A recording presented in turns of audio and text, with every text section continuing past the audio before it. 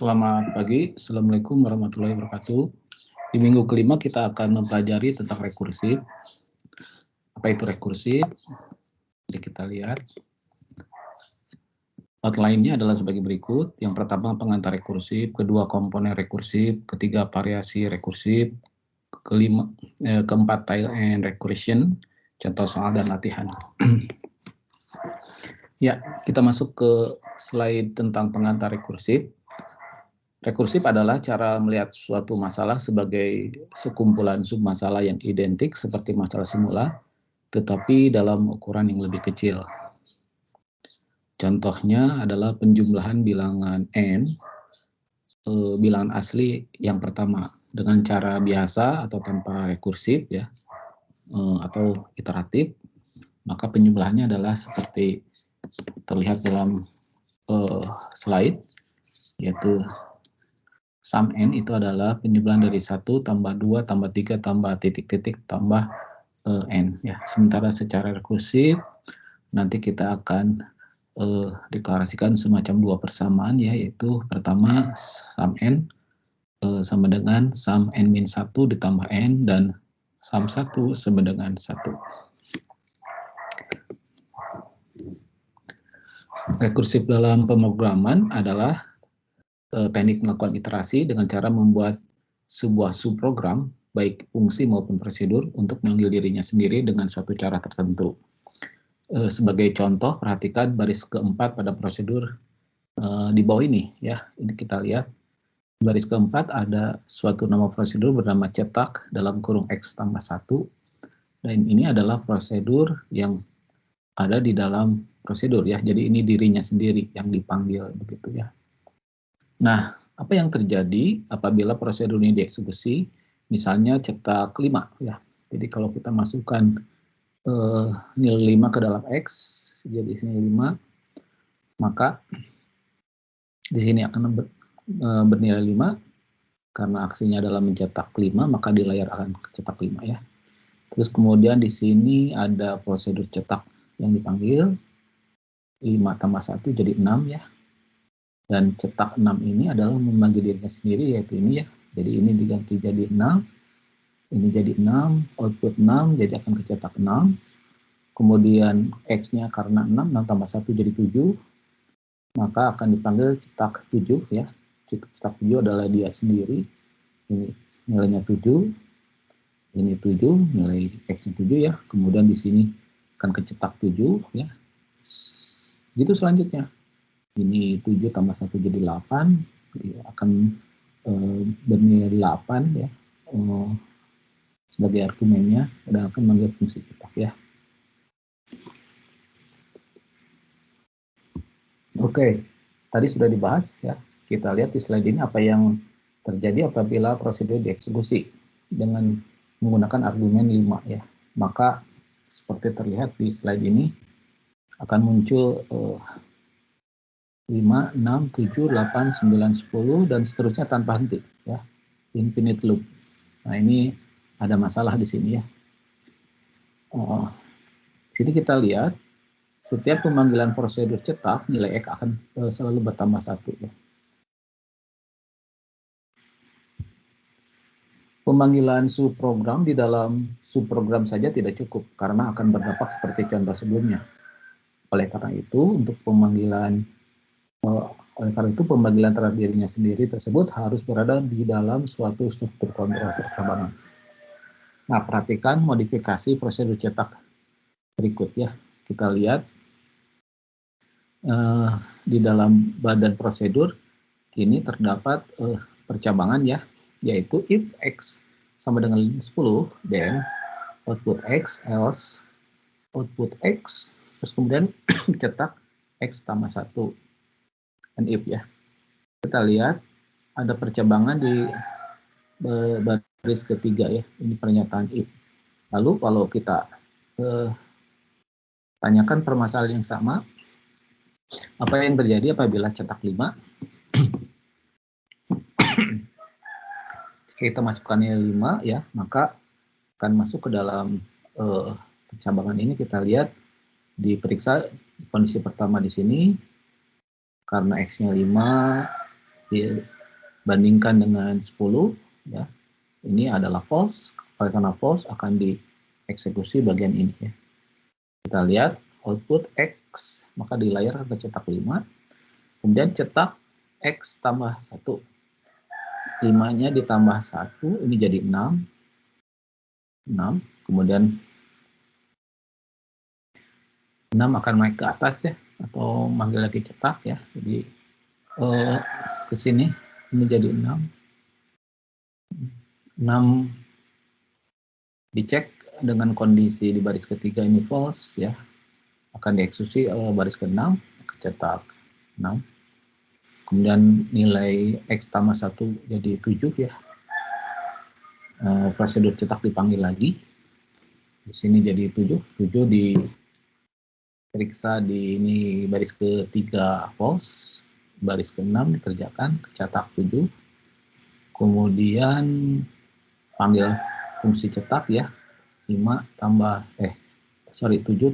1 jadi 8 ya. 8, sini 8, cetak 8 ya, berubah jadi 9 ini, karena ditambah 1, next. 9, ini masih false di sini, 9 ya. Nah, ketika 10, maka perhatikan ini 10, di sini nilainya 10 ya. Tidak ada fungsi atau prosedur lain yang dipanggil setelah output ini beres ya. Maka ketika kita mencetak memanggil prosedur cetak dengan argumen 5, maka yang terjadi adalah proses seperti ini ya. Oke, selanjutnya kita akan bahas komponen-komponen mengenai rekursif. Yang pertama base case ya, atau sering disebut juga basis ya. Nah, base case ini adalah kondisi berhenti dari rekursif.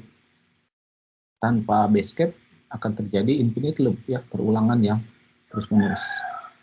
Contoh, pada baris ketiga, ketika X sama dengan 10, proses rekursif berhenti ya. Ini sini ya, ini bagian ini ketika X-nya true, ya, ketika kondisi X sama dengan 10-nya true, alias X-nya harusnya nilai 10, maka akan dicetak X, X-nya 10, dan di situ kelihatan tidak ada rekursif lagi ya. Jadi ini yang disebut dengan basis atau base case. Kemudian yang kedua ada recursive case. Recursive case ini adanya pada baris kelima di sini ya. Yaitu ketika X-nya tidak sama dengan 10 ya. Sini kita lihat ini adalah bagian pemanggilan prosedurnya dirinya sendiri gitu ya. Masih tentang komponen rekursif, untuk kasus cetak 5 ya tadi, maka akan kecetak 5, 6, 7, 8, 9, 10. Lalu apa yang terjadi jika kita diminta mencetak dengan nilai 11 ya. Nah, tentu saja kita lihat karena basisnya adalah 10, maka di sini ketika nilainya 11 ini akan terjadi infinite loop ya. Yaitu 11, 12, 13, tambah 1 seterusnya gitu ya. Kita akan coba jelaskan ini ya. Kalau untuk 5 sih ya. Jadi true-nya di sini masih false kan ya. Itu di sini dieksekusi 5 ya. Nah, ini output 5, maka di layar akan kecetak ya. Kemudian cetak 5 tambah 1 ini 6. Karena manggil dirinya sendiri tentu output 6 ya. Output 6-nya akan diproses ya. Dan ini output 6 ya, cetak 6 nih. Nah, cetak 6 ini ada ini dan ada ini. Yang pertama output X ini akan cetak 6 ya. Kemudian yang ini jadi 7 ya. Nah, ini yang cetak 7 gitu ya. Ini cetak 8, cetak 9 ya. Nah, ketika ini cetak 10, ternyata di sininya true, maka yang diproses adalah hanya output 10 gitu ya. Ini ada contoh lain, satu algoritma rekursif. Kita menambahkan satu baris, di baris ke-8 ini adalah output X ya. Oke, jadi perhatikan ketika nilainya 5 ya, nilai 5 di sini 5, maka di sini false ya, maka bagian rekursifnya yang akan dikerjakan adalah ini ya. Output X berarti kan dilayarkan cetak 5 yaitu ini ya. Nah, kemudian cetak X tambah 1 alias cetak 6 ya. Jadi ini 6. Ini akan diproses dulu ya. Perhatikan yang warna kuning ini belum akan diproses dulu ya. Jadi akan diproses yang ini dulu. Yang 6. Nah, karena ini jadi masuk ke sini ya. 6. Di sini jadi 6 ya. Di sini jadi 7 kayak gitu ya. Cetak 6 dulu ya. Seperti itu ya. Terus ke cetak 7, ke cetak 8, ke cetak 9, ke cetak 10. Nah, nanti ini seperti mundur ke belakang ya. Jadi ini nanti yang terakhir itu adalah ke cetak 9 ya, ini cetak 9, 8, 7, 6 sama 5 ya.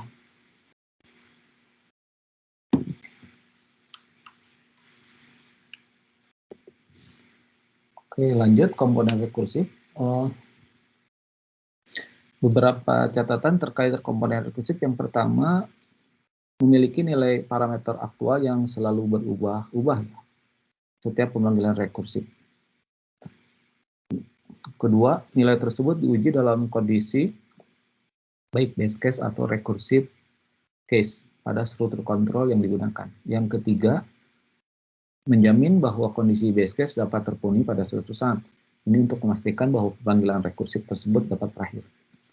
Yang keempat, teknik recursive ini merupakan salah satu alternatif untuk mengganti struktur kontrol perulangan dengan memanfaatkan pemanggilan subprogram secara rekursif ya. Oke, ini kita lanjut saja. Ini adalah salah satu variasi rekursif, yaitu kita akan membahas kasus sederhana, yaitu ini adalah fungsi untuk menjumlahkan satu deret bilangan dari 1 sampai dengan n adalah bilangan bulat positif ya. Ini kalau saja n-nya bernilai 3 misalkan ya, 3. Coba kita tracing ya. Jadi ketika n-nya 3 ya, terus kemudian i-nya bernilai 1 di sini ya. While i lebih kecil dari atau sama dengan n, true ya. Karena i-nya 3 ya, jadi ini saya tulis saja i lebih kecil dari sama dengan n ya. Ini masih true ya. True. Terus sum-nya coba kita tulis di sini. Sum-nya adalah sum. Sini ada bagian yang salah. Sini harusnya ada inisialisasi. Sum diassign dengan 0. Ya. Nah, sum tambah i karena i-nya bernilai 1. Ininya 1 tadi, sum-nya 0, maka di sini jadi 1 gitu ya. Terus i-nya berubah ya, ditambah 1, asalnya 1 tambah 1 jadi 2 ya. Ini saya coret. Naik ke atas, jadi 2 lebih kecil dari n-nya 3, 2, dan masih true ya. Masih true. Terus sum-nya ditambah 1, sum saat. Ditambah i ya, sum saat ini adalah 1, kemudian i-nya 2 jadi 3 ya. Kemudian i-nya tambah 1 jadi 3 ya, ini jadi 3, ini saya coret. Naik ke atas, i lebih kecil atau sama dengan n, i-nya adalah 3, dan n-nya adalah 3 ya, dan itu masih true. Kemudian i-nya ditambahin 1, jadi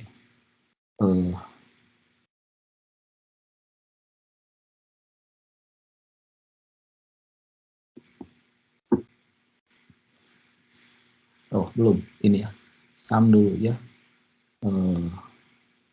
Sumnya ini tadi 3 ya. 3 ditambah 3 ya. Sumnya ini jadi 6. Kemudian I-nya vitamin 1 jadi 4 ya. 4 naik ke atas, 4 lebih kecil dari atau sama dengan N, itu false ya. Karena false keluar dari ruangan, di return sum-sumnya nilainya 6 ya. Jadi penjumlahan bilangan asli dari 1 sampai 3 ya, itu 1 sama 2 tambah 3, itu sama dengan 6. Ya. Lanjut ke bagaimana kita membuat rekursif ya. Jadi di sini kita lihat untuk fungsi penjumlahan yang tadi ya, ini ditulis lagi namanya sum underscore standar. Ini kita tadi ini ada yang salah, di sini harusnya ada inisialisasi sumnya 0 ya. Jadi sum I-nya desain dengan 1, sumnya desain dengan 0 ya, gitu. Nah, untuk versi rekursifnya kita perhatikan di sini ada 2 versi ya. Yang pertama versi A itu kita akan menambahkan sebuah parameter bernama I sebagai pengganti variabel iteratif I menuju N.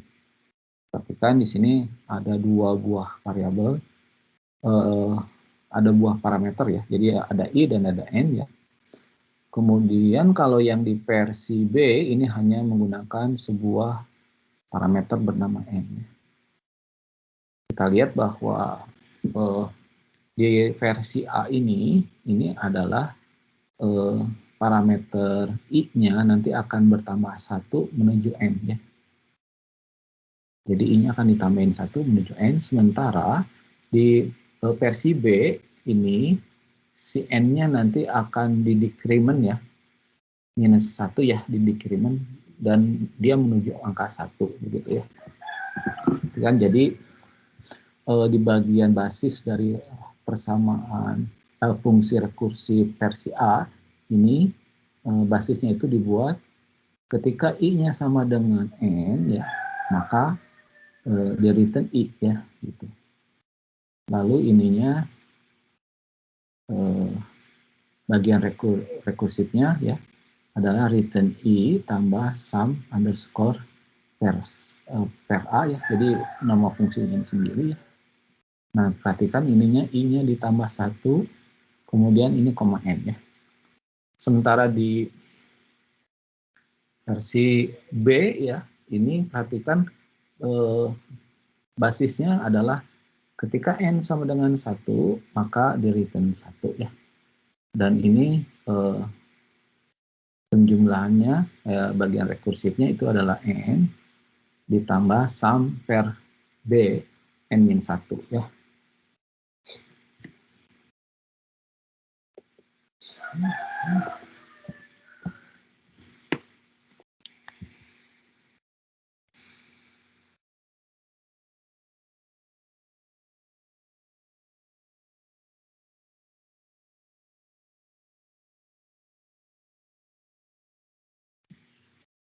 Oke, untuk memahami persoalan ini, saya akan coba pindahkan.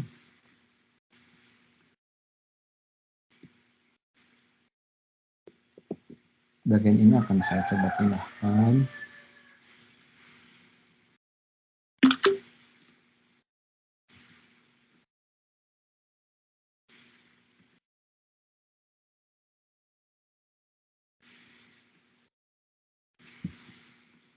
Ke sini ya.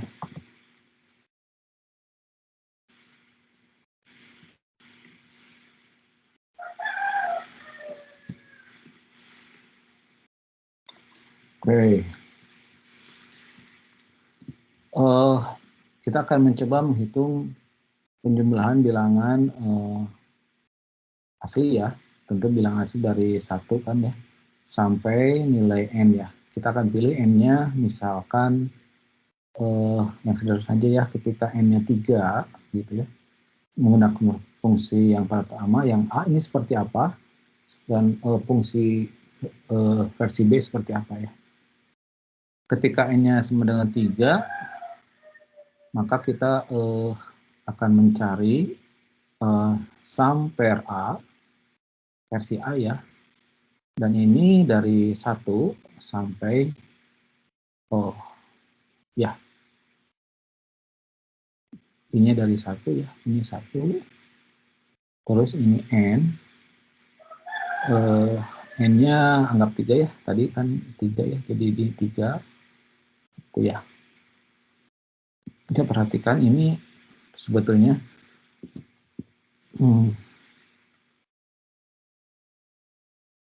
bersama apa ini itu ya, bisa ditulis dalam bentuk matematikanya seperti ini. Saya tulis sebelah kanan ya, jadi sum per A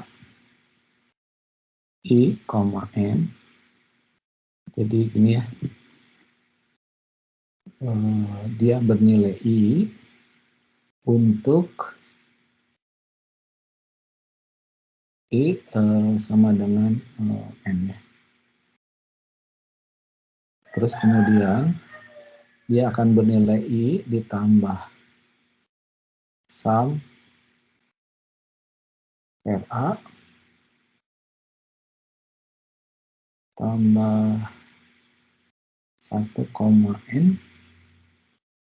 Ini untuk I-nya tidak sama dengan N tentunya ya.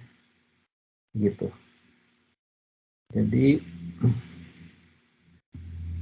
perhatikan aja ya, ketika kita ingin tahu mencari nilai sum per A 1,3 ya. Kita lihat ini berarti bagian ini adalah I dan bagian ini adalah N ya. Perhatikan di sini I dan N-nya berbeda nilai ya.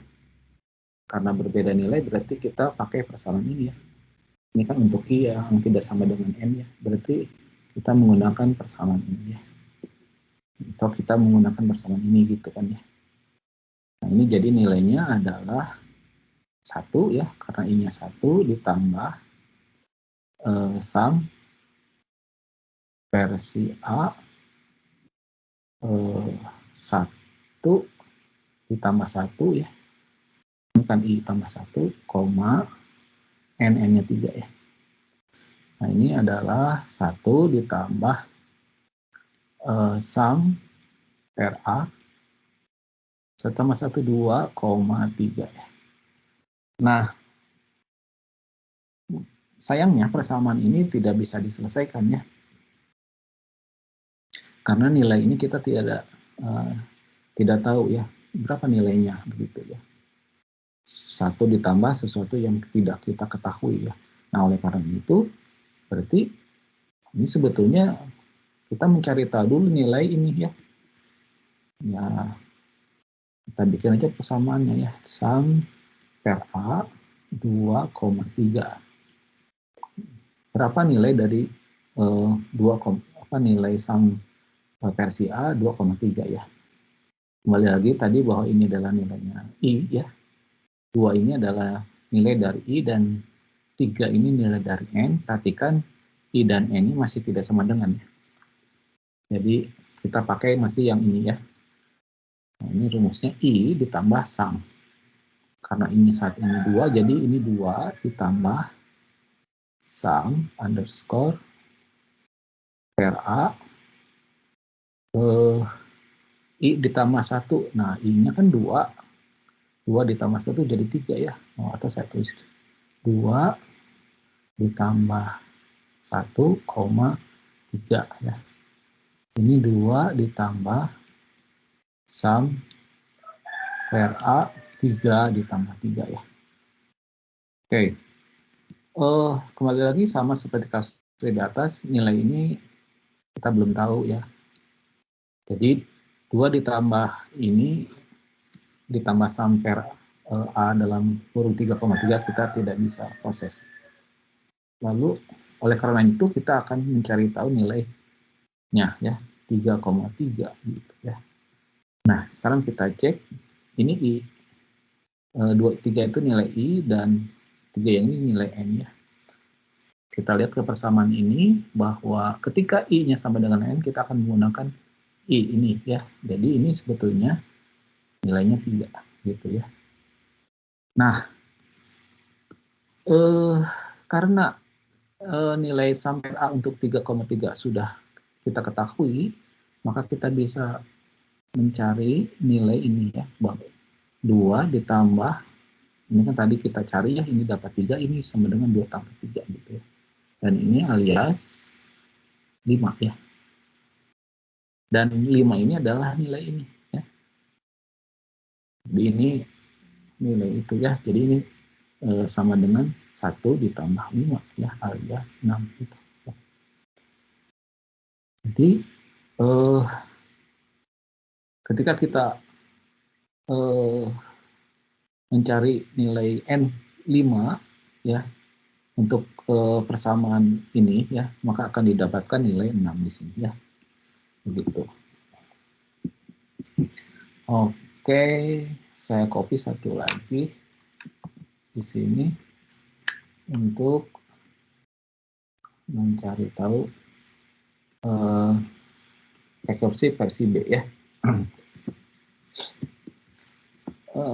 Sama seperti tadi ya, ini saya buat persamaan matematikanya dulu ya.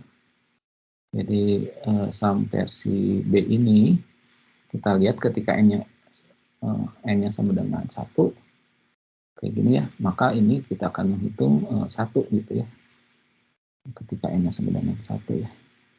Terus yang berikutnya ini tentu saja kan N bilangan asli ya, ini mestinya N lebih besar dari 1 ya. Jadi untuk N lebih besar dari 1, rumusnya adalah N ditambah sum versi B N min 1 gitu ya. Saya terus saja untuk gitu ya. Ini untuk gitu ya. Oke, kita cari untuk N sama dengan 3 menggunakan persamaan rekursif B ya. Jadi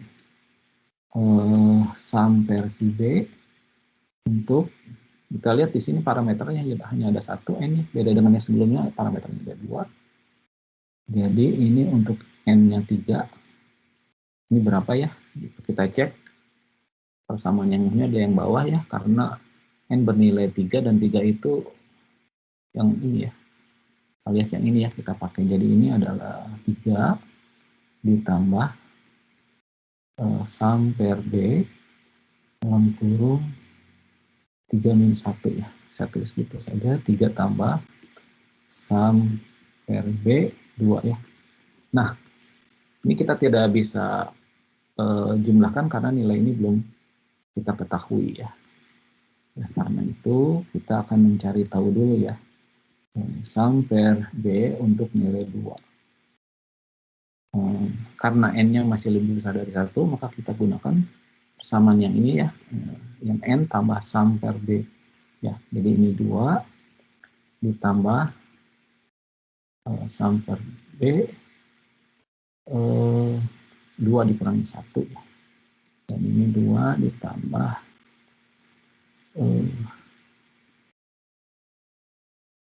1 gitu ya. Ini sama, ini kita belum tahu nilainya berapa. Jadi kita cari tahu dulu. Sum per B 1. Perhatikan ketika N-nya 1, maka persamaan yang murni adalah ini ya. Jadi ini nilainya 1. Nah, setelah diketahui nilainya 1, maka kita bisa masukkan ke sini ya. Ini 2 tambah 1 alias ini 3 ya. 3 ini adalah ini ya. Dan di sini jadi 3 tambah 3 ya. Karena sum per B ini 2. Nah, ini hasilnya 6 ya. Oke, nah seperti itu ya proses bagaimana algoritma rekursif digunakan untuk menghitung jumlah bilangan asli dari 1 hingga N. Bagaimana kalau kita coding ya, contoh yang tadi Saya tulis dulu ya, ini function sum std. Ini yang penjumlahan sederhana ya. And tipenya integer. Ini tipe integer. Kamusnya ini tadi akan butuh i sama sum, tipenya integer, kemudian algoritmanya tentu saja i diinisialisasi dengan 1, terus kemudian sum diinisialisasi dengan 0, terus kita menggunakan while ya, while i lebih kecil dari sama dengan n, do tambah dulu situ. Jadi ada proses penjumlahan, sum diassign dengan sum tambah i ya, terus kemudian ada incrementnya, ya. Terus kemudian terakhir di return sum ya.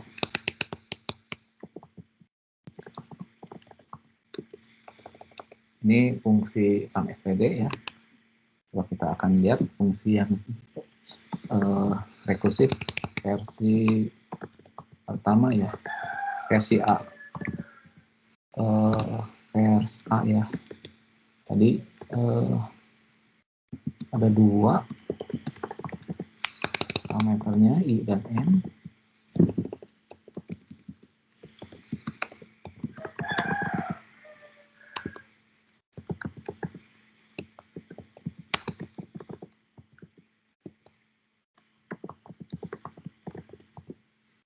Oke. Tadi kita menggunakan if ya.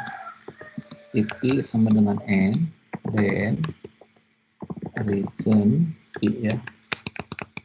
Else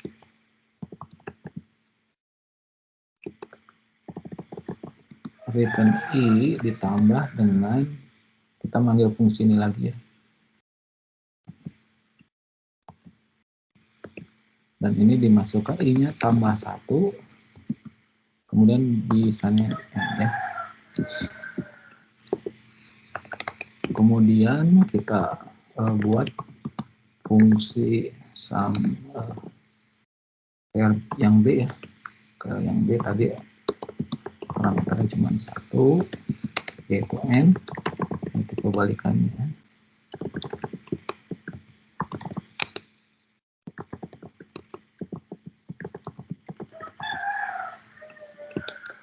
Ini if n-nya 1 ya, then return 1 ya, else return ini n ditambah sum underscore versi b ya, ini n-nya minus 1.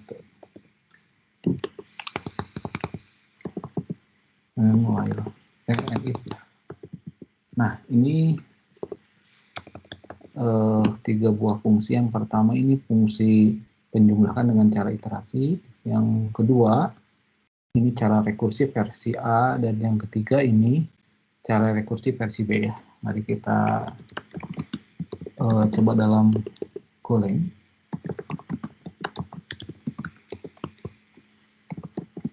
Saya deklarasikan sebuah variabel bernama, katakan saja bilangan, ya. Terus kemudian punya integer ya.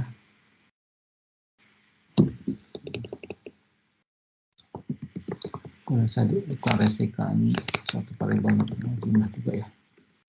Terus akan saya baca bilangannya. Ya. Kemudian saya akan panggil fungsi ya. Ini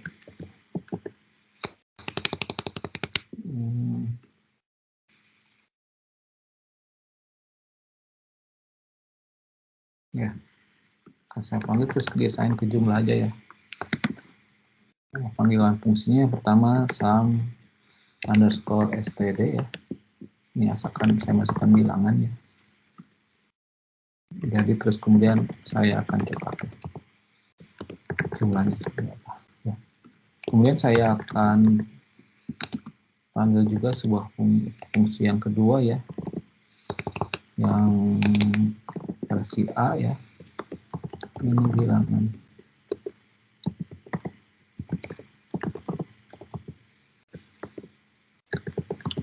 jumlah ini A.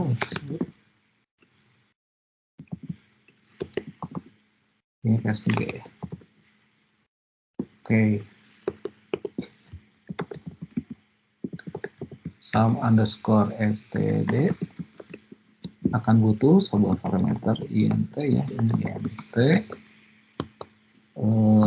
Kamusnya ada i dan sum ya. Terus kemudian i-nya sama dengan 1, sum-nya sama dengan 0, i lebih kecil atau sama dengan n.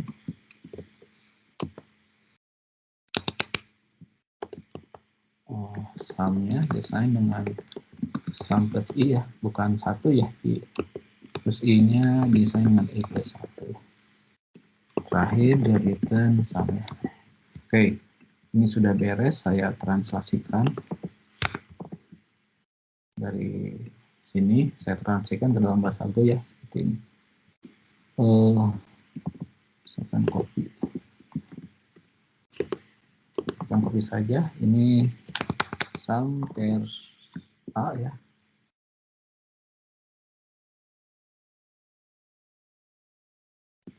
Versi A kan ada dua parameter ya, i.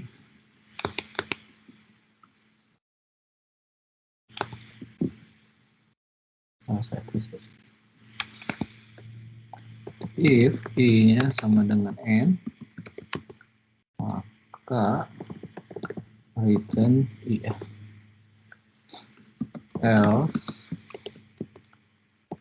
return i ditambah sum per A dalam kurung i tambah 1, koma n. Oke, itu yang ini ya. Ditambah 1 n. Kemudian bawahnya saya copy saja ini. Ini versi B ya. Versi B ini parameternya hanya ada 1 ya. Dan ini jika n-nya sama dengan 1, maka ini 1. Dan ini adalah 1.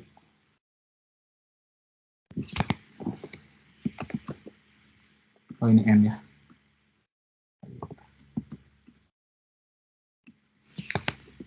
Ini 1. Ini B. Oke. Ini bilangan. Oh, ini harus 2 meter ya. Ya, kitaran.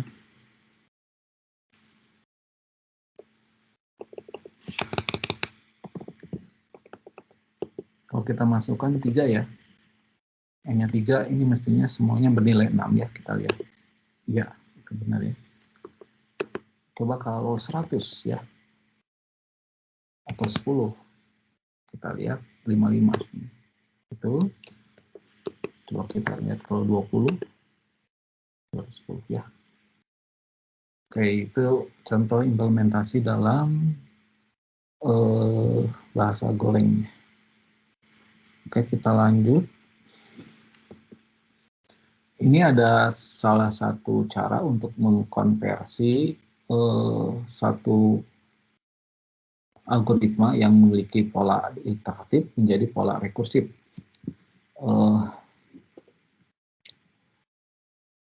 Seharusnya kalau sudah mahir, ini ada kalimat mudah ya. Jadi bentuk rekursif dapat dengan mudah dikonversi dari bentuk iteratif biasa dan sangat efisien ya.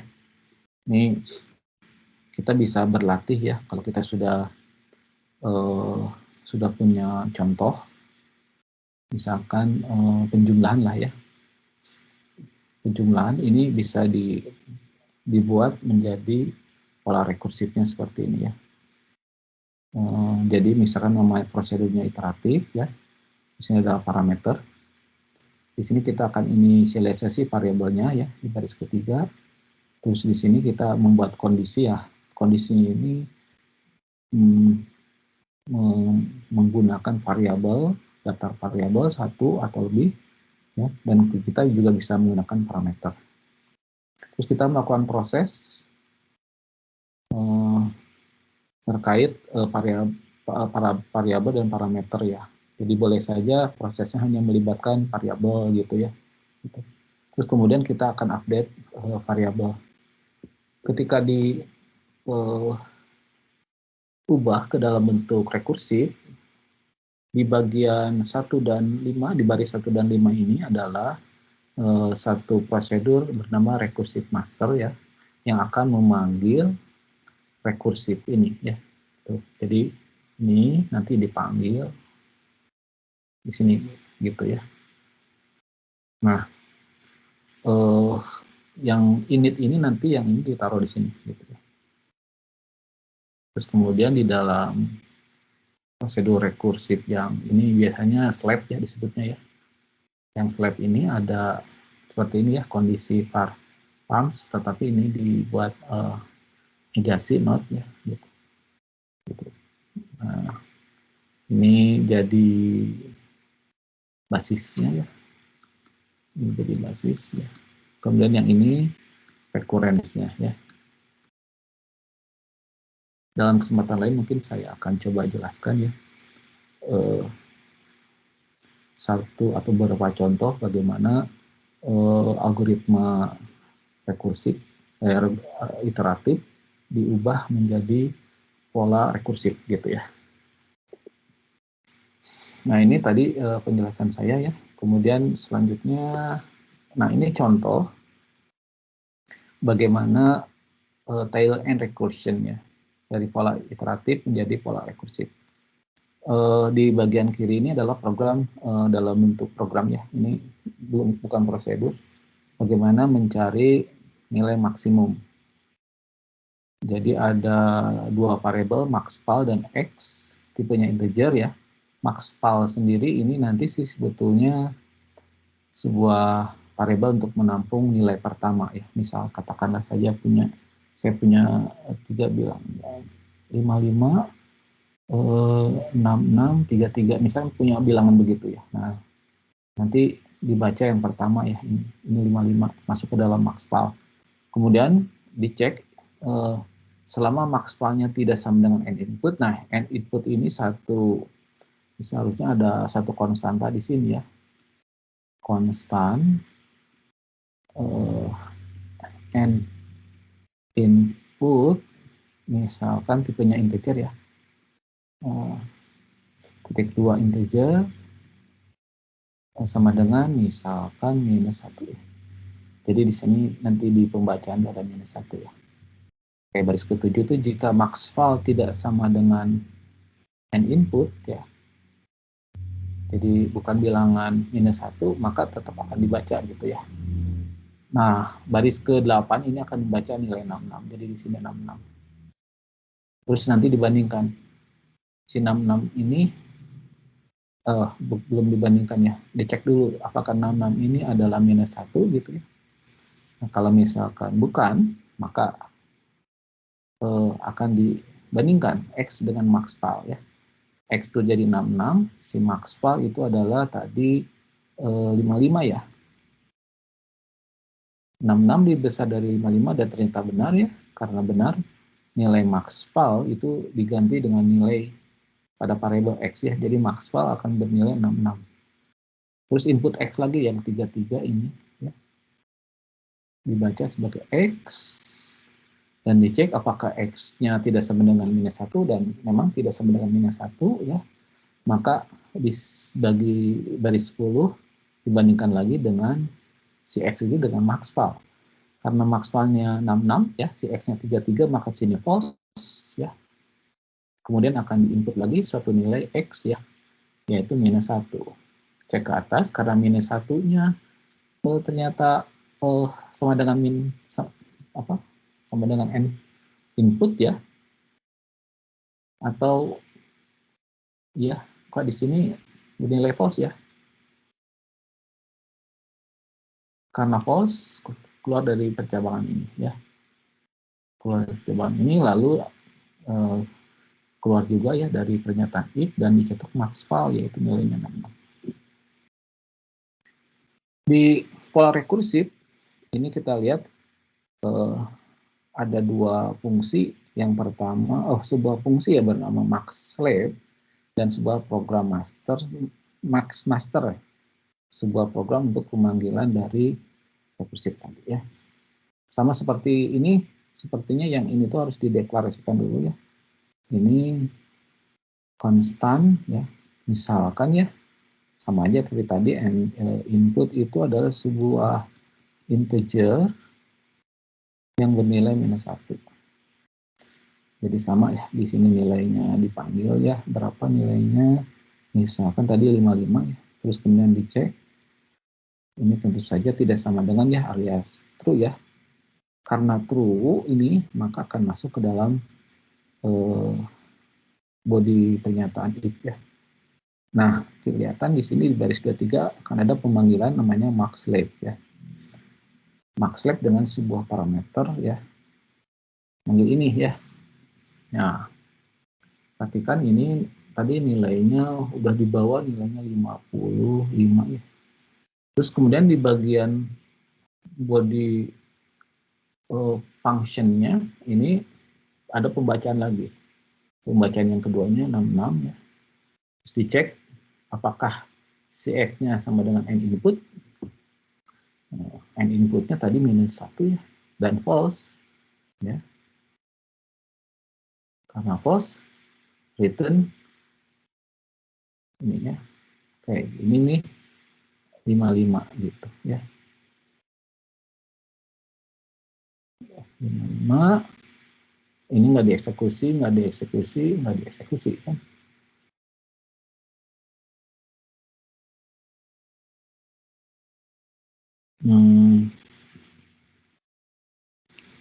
Sebentar. Apakah X sama dengan N input? Ini kan -1, X-nya 66.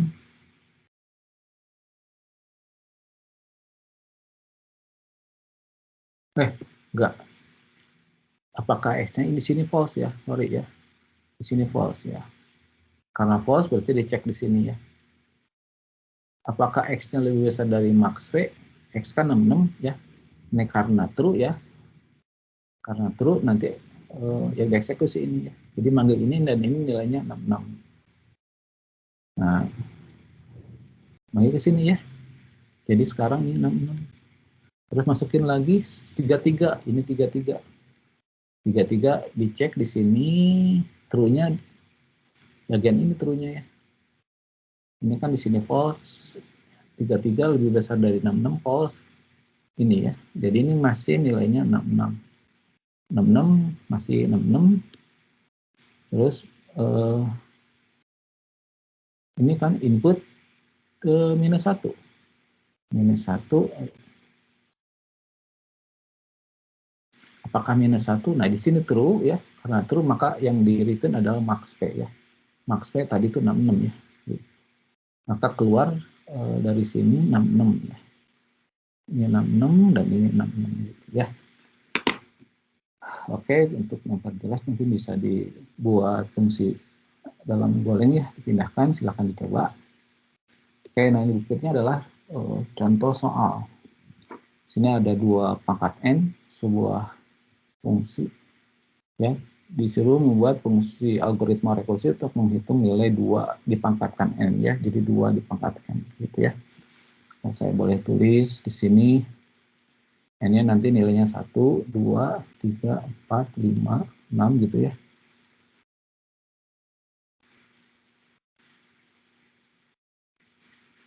Dan seterusnya tentu saja. Dan kemudian ada fungsi namanya pangkat gitu ya. Sebetulnya nama fungsinya bukan pangkat tapi 2 pangkat gitu harusnya ya. Ini harusnya 2 pangkat nih. 2 pangkat N gitu.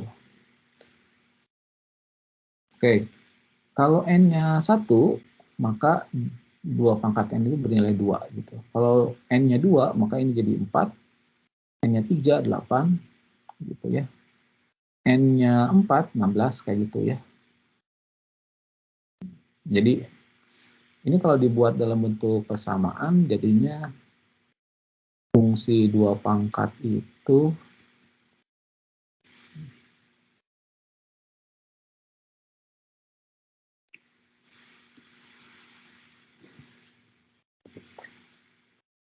dua pangkat ya. 2 pangkat N kayak gitu. Nah, ini dari sini sih ya. Untuk N-nya 1, ini berarti 2. Terus N-nya lebih besar dari 1, ini 2 kali pangkat N-1 gitu ya. Nah, yang ini.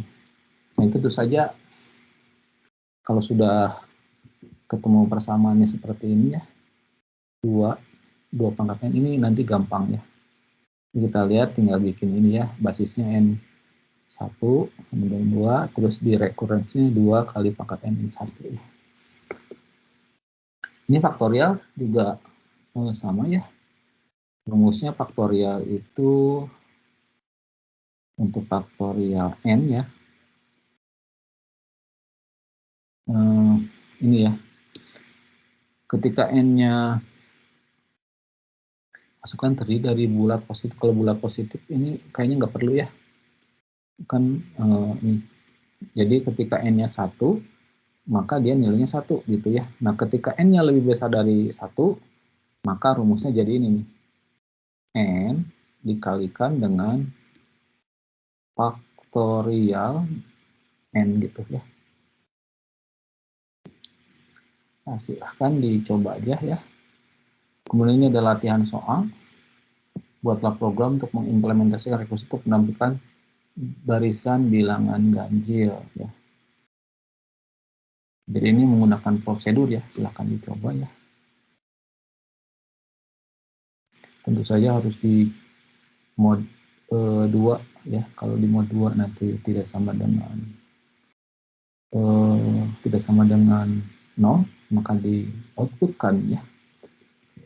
Ini faktor bilangan, buatlah program untuk mengimplementasikan rekursif untuk menampilkan faktor bilangan dari suatu N atau bilangan apa saja yang habis membagi N. Silahkan dicoba juga. Terus ini ada sebuah hasil pangkat dari 2 buah bilangan ya. Kalau ditulis X dan Y, berarti ini X-nya X-nya basis ya, dan Y-nya pangkat gitu. Kayak gitu ya. Kayak ini 2, ini 2 pangkat 2 gitu ya. Silahkan dicoba. Oh ya, terus kemudian terakhirnya Fibonacci. Fibonacci ini satu barisan ya, atau barisan sih sebetulnya bukan deret ya. Barisan bilangan ini suku ke 0 dan ke 1 adalah 0 dan 1 ya. Macam-macam ya, ada 2 versi ya. Jadi ada yang Fibonacci itu ada yang begini ya, mulainya dari 1, 1 ya. Terus kemudian 2, ini 1 tambah 1 jadi 2, 1 tambah 2 jadi 3 ya. 2 tambah 3 jadi 5, 3 tambah 5 8 gitu ya. 5 tambah 8 13 kayak gitu ya. Jadi ini Fibonacci itu awalnya startnya dari 1 dan 1 gitu ya. Ada juga yang startnya kalau ini kelihatan dari 0 ya. Dari 0, 1, terus 1, terus 3, 2 ya. Terus 3 gitu ya. Ini kita lihat ya, nilai suku ke 0 dan ke 1 adalah 0 dan 1, dan nilai suku ke N selanjutnya adalah hasil penjumlahan dari 2 suku. Jadi ini sih sebetulnya Fibonacci dari N itu ya, ini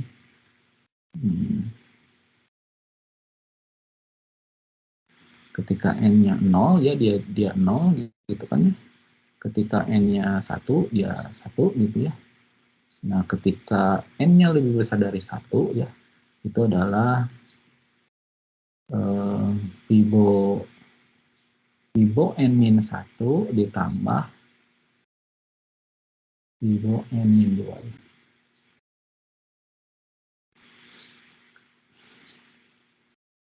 contoh ini ya, waktu n-nya 2 ya.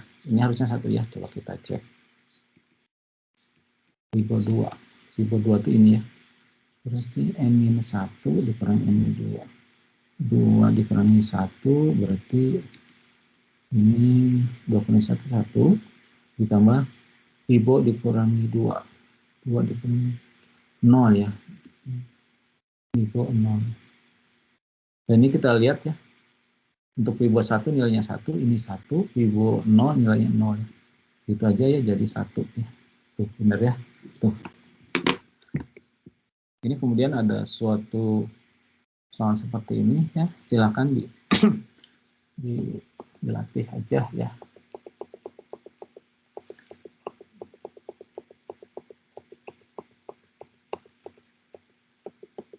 Oke.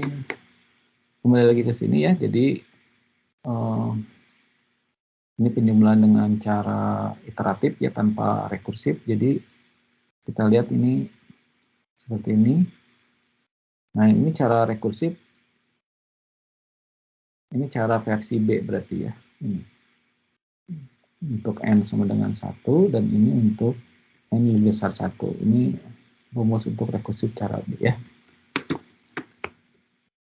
Baik, itu saja penjelasan mengenai rekursif. Apabila ada pertanyaan nanti bisa ditanyakan langsung atau melalui forum ya. Saya akhiri.